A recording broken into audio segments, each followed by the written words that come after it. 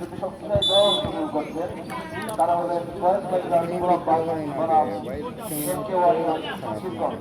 ফয়েজ ভাইজান গোলাপ যারা নাহিদ, কচু, ইমদাদ, তুষার এবং মাসুদ, এবং এমকে ওয়ারিয়র্সের যারা খেলছেন নাহিদ, শাকিল, ইমন, জোহান, বিশাল।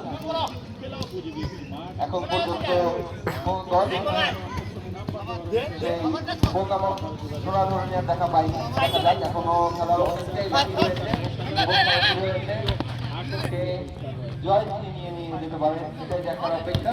কেমন খেলতেছে চমৎকার, সেখানে নাইটের প্রায় বল মিনিমাম যাকে বলা হয়, চমৎকার খেলে থাকেন তিনি।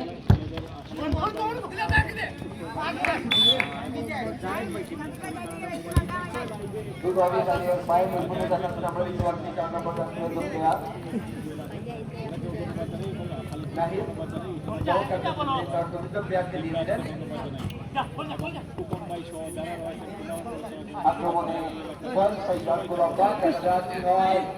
নাইটের পায়ে সেখানে প্রতিহত করলেন এমকে ওয়ারিয়র্সের গোলরক্ষক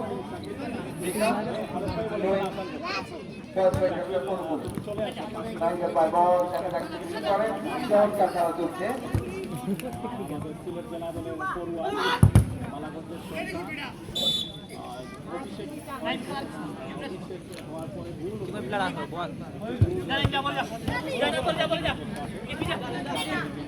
আবার